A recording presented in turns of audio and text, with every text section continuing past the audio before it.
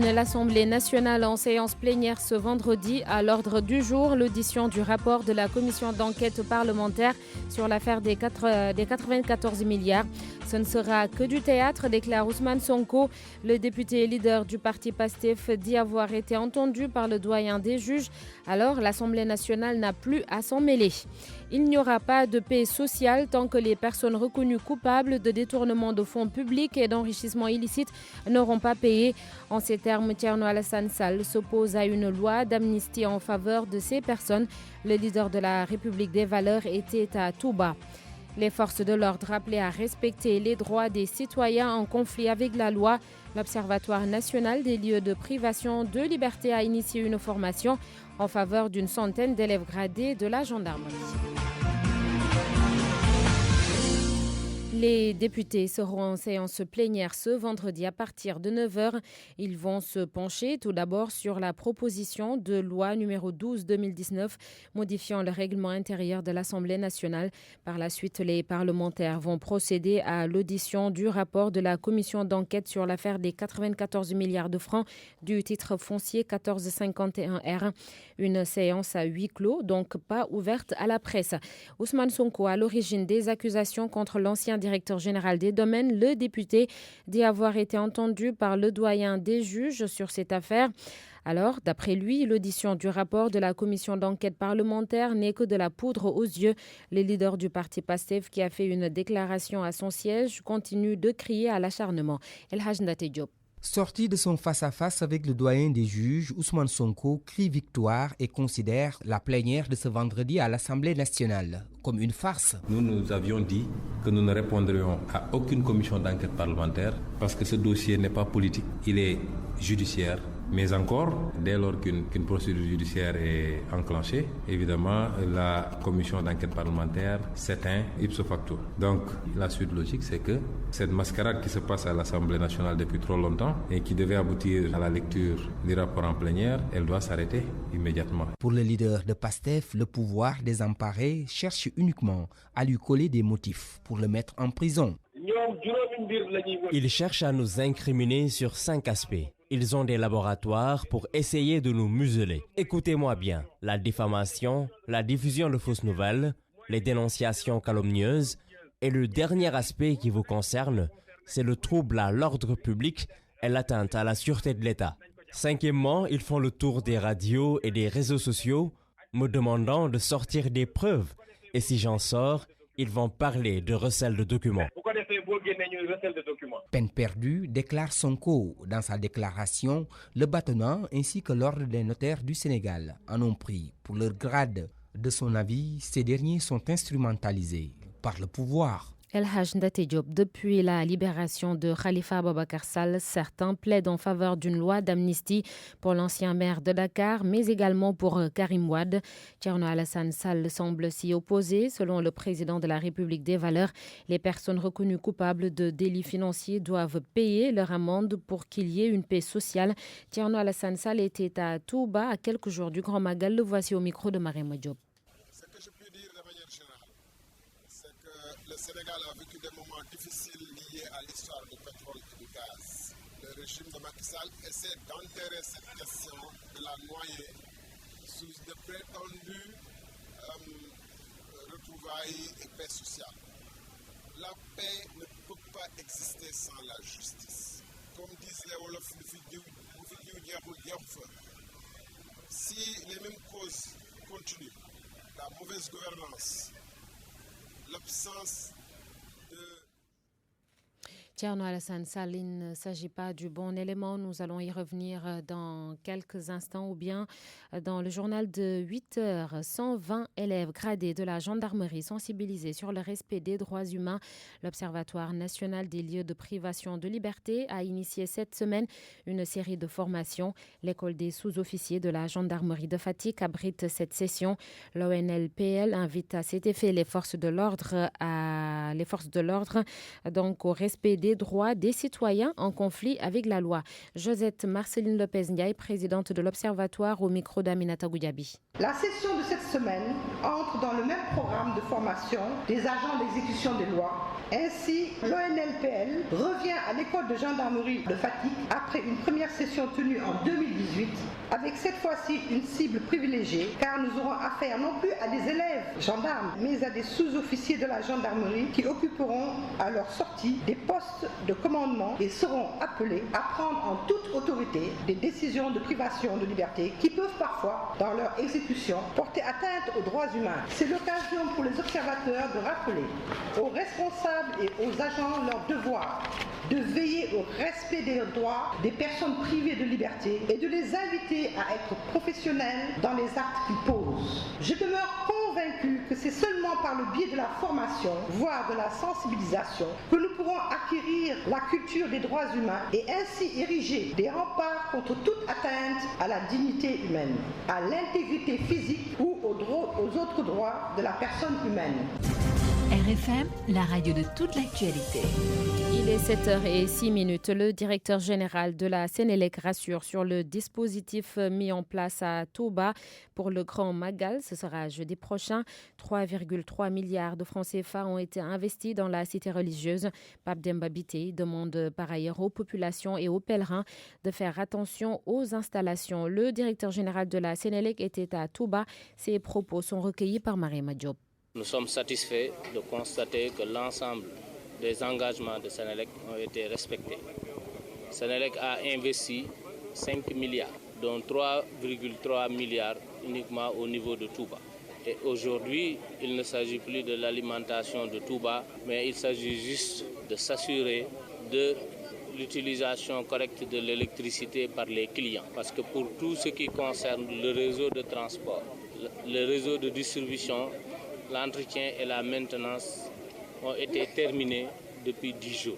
Aujourd'hui, tout ce qui constitue extension de réseau a été les 6 groupes de secours demandés par le comité d'organisation seront mobilisés et posés sur place. Donc aujourd'hui, tout ce qui était de la responsabilité de Sénélec a été réalisé. Et il ne nous reste qu'à lancer un appel aux populations, aux chauffeurs, surtout de faire attention aux installations électriques parce que ce sera un moment de forte affluence pour les populations qui utilisent le compteur Woyofal. S'ils ont des appareils qui font plus que la puissance souscrite, ils n'ont qu'à se rapprocher de Sénélec. Parce que si vous avez plus d'appareils que la puissance souscrite ne peut vous donner, il y aura des déclenchements. Néanmoins, Sénélec a mobilisé 216 agents qui seront à la disposition de tout le monde pour pouvoir apporter les conseils techniques pour une utilisation parfaite de l'énergie pendant cette période de forte affluence. Parlons santé à présent. Depuis le 1er octobre, les patientes atteintes du cancer du sein et du cancer du col de l'utérus bénéficient d'une prise en charge gratuite de la chimiothérapie. Mais le directeur de l'Institut du cancer de l'hôpital Aristide Le Dantec estime que ce n'est pas suffisant pour vaincre la maladie. Il s'exprimait en marge d'une caravane médicale de prévention sur le cancer dans le Nord, à Podor plus précisément. Amadou Sabarba. La gratuité de la chimiothérapie, une volonté de l'État, mais elle est insuffisante pour guérir le cancer. C'est l'avis du directeur de l'Institut du cancer de l'hôpital Le Dantec, professeur Mamadou Diop. Les coûts vont être sensiblement allégés, qui va permettre surtout pour les cancers gynécologiques, en tout cas c'est la volonté du gouvernement, pour les cancers du sein et du col. Mais il faut savoir que la chimiothérapie seule ne traite pas le cancer. Il y a la radiothérapie, il y a la chirurgie, il y a également le bilan diagnostique et le bilan d'extension. Mais il faut continuer dans ce sens-là pour encore rendre ce traitement-là beaucoup plus accessible. Des lésions précancéreuses sont fréquentes à Podor. À travers cette formation de 2 jours, des infirmières et des sages-femmes ont été sensibilisées sur ces pathologies presque tabous dans cette zone. Mamsila, infirmière, chef de poste du district sanitaire de Podor. Cette formation a un aspect vraiment capital pour nous, agents de santé, surtout par rapport à la santé publique concernant la prévention du sein. Pour notre pratique d'aujourd'hui, on a eu pas mal de lésions cancéreuses. Donc cela veut dire que la maladie sévit ici au niveau du district sanitaire de Podor. Ce projet de prévention du cancer du col de l'utérus est l'une des préoccupations de DP World. Mame Yassine Diop, responsable du développement durable. C'est un projet qui, à plusieurs titres, nous intéresse aujourd'hui parce que ça touche plusieurs piliers stratégiques de notre politique de développement durable. 15 000 cas de cancer du sein apparaissent chaque année au Sénégal et ce mois-ci, Octobre Rose, est consacré à la lutte contre la maladie. Amadou Sabarba, Podor pour la radio Futur Média. 7h10 et c'est tout pour ce journal, Babacar. Merci Sourna Natamba et on enchaîne les titres sport, cher Tidiane Diagne. Nous parlons du match Brésil-Sénégal d'hier, match qui s'est soldé par un match nul, un but partout. Notez qu'Aliou Cissé, dans ses réactions, a promis la Coupe d'Afrique pour la prochaine fois. Et pour lui, il va falloir désormais se mesurer aux meilleures nations de football. La Belgique cartonne et se qualifie pour l'Euro 2020. Hier, les Belges ont battu Saint-Marin sur le score de 9-0. Islande-France est prévu aujourd'hui à partir de 18h45. C'est l'essentiel des actualités sportives que nous avons développées ce matin. Cher Tidiane Diagne, merci. Bonjour Charles Faye. Bonjour Babacar. On vous retrouve dans un instant pour votre chronique du vendredi sur RFM Matin. Et puis à 7h40, notre invité, l'avocat et ancien député Maître Eladji Diouf.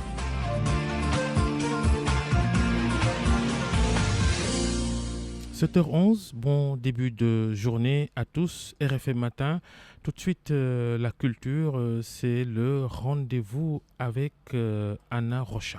Bonjour à tous. En prélude à la journée de l'écrivain africain prévue au mois de novembre prochain, le ministre de la Culture s'est rendu à la Maison des écrivains, Cœur Birago, occasion saisie par les acteurs des lettres pour exposer leurs difficultés, particulièrement celles liées à l'édition.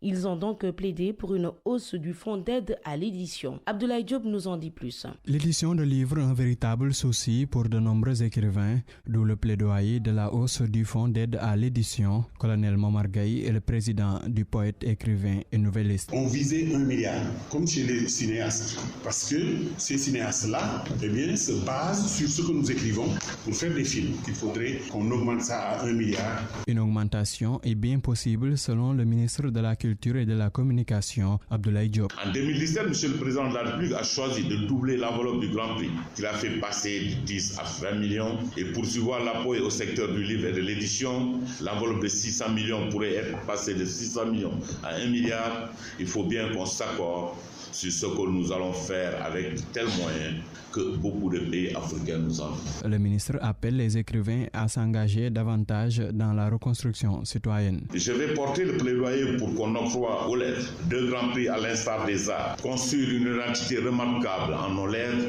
en créant avec vous un segment de l'édition fort et émergent. Je voudrais vous engager à poursuivre votre investissement pour le civisme et la reconstruction citoyenne. Par ailleurs, les écrivains comptent initier le projet Un cadeau, un livre pour mieux faire la promotion de la lecture dans les familles. Après cette visite à Cœur Birago, le ministre de la Culture va se rendre ce matin à la SODAV. Ils sont jeunes, ils ont du talent mais aussi des idées plein la tête. Étudiants à l'École nationale des arts et membres du collectif RBS Crew et Kepar Entertainment, ils portent le projet Faisons parler les murs. Ce sont eux les auteurs des fresques de Cheikh Anta Diop à l'UCAD. Voici l'un d'eux, Ousmane Djemé. Tout est parti des travaux que le directeur du cours est en train de mener à l'université, parce que depuis 2000, l'université n'a pas connu cette transformation.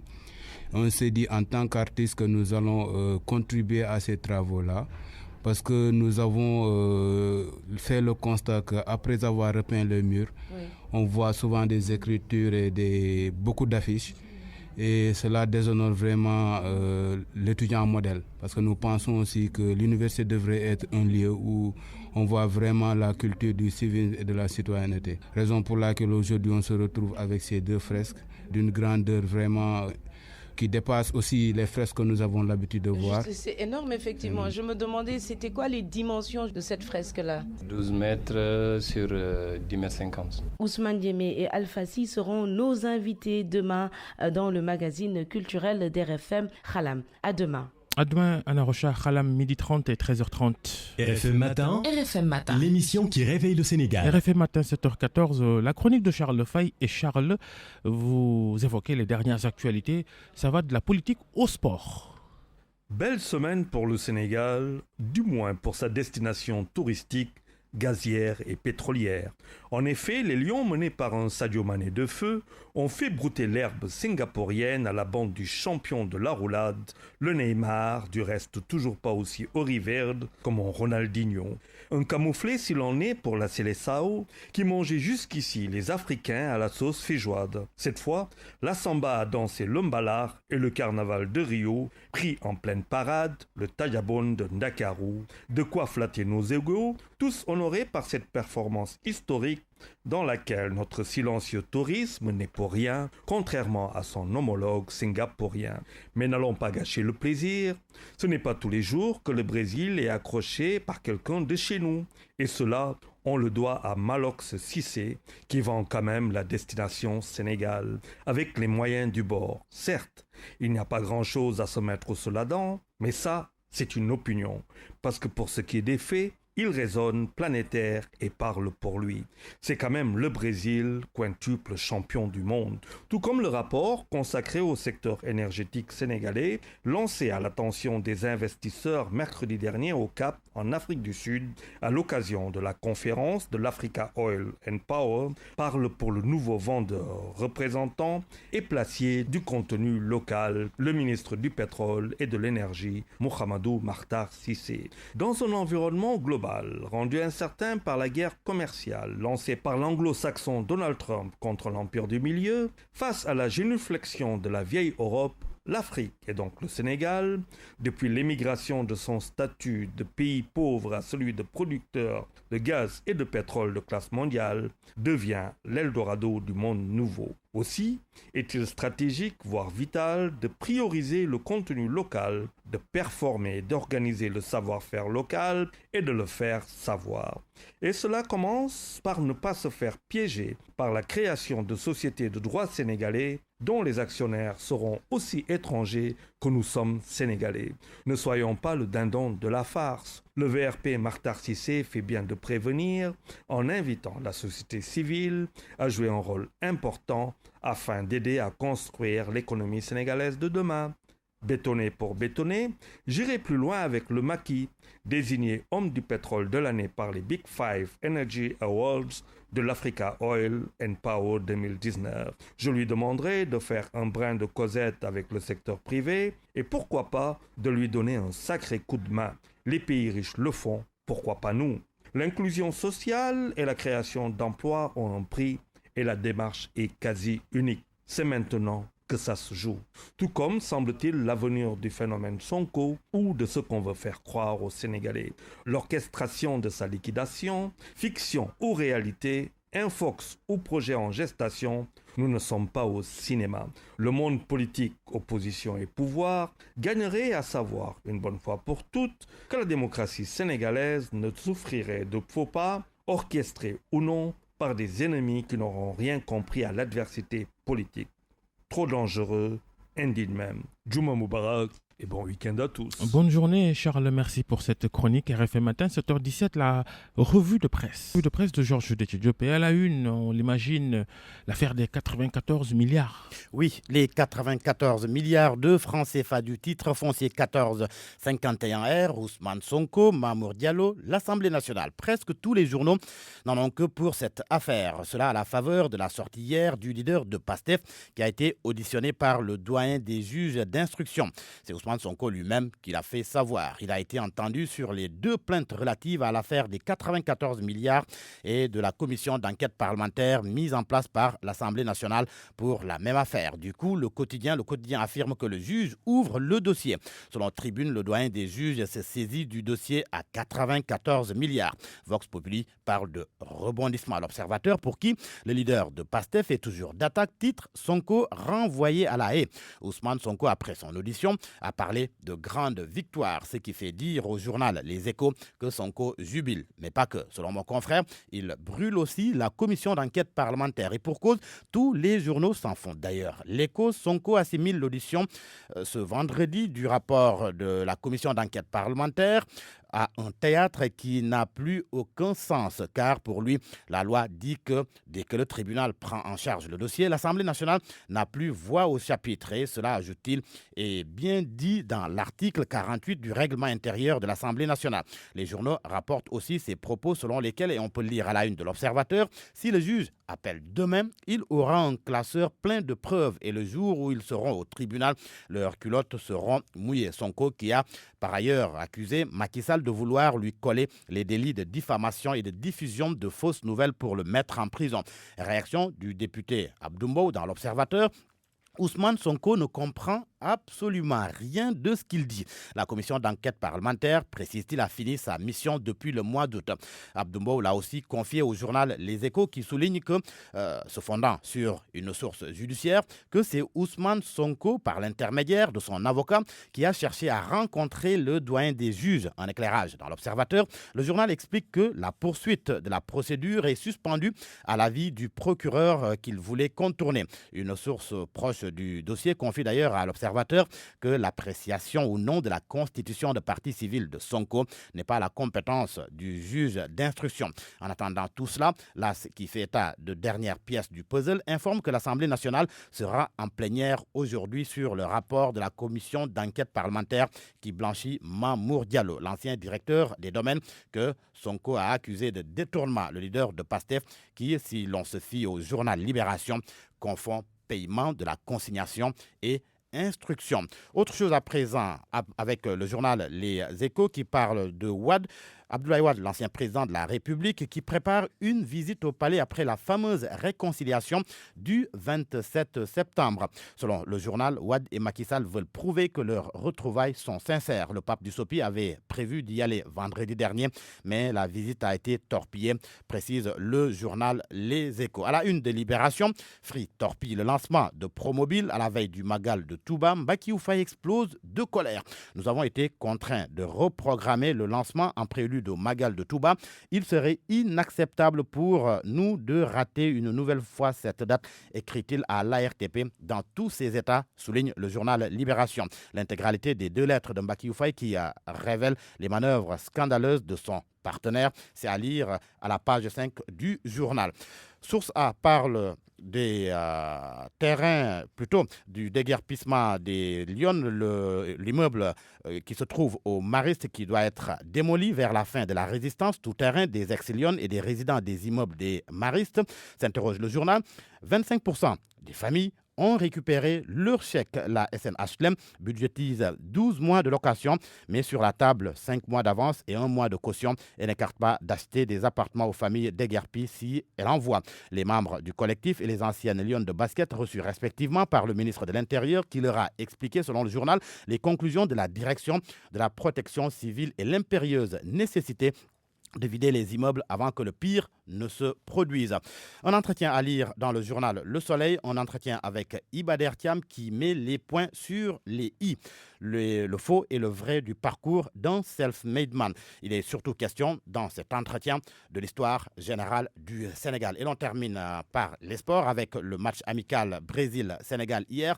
1 but partout. Sadio Mané éclipse Neymar. C'est le titre qui barre la une du journal Record. Le journal L'Observateur évoque ce Brésil-Sénégal. Un nul qui donne des ailes.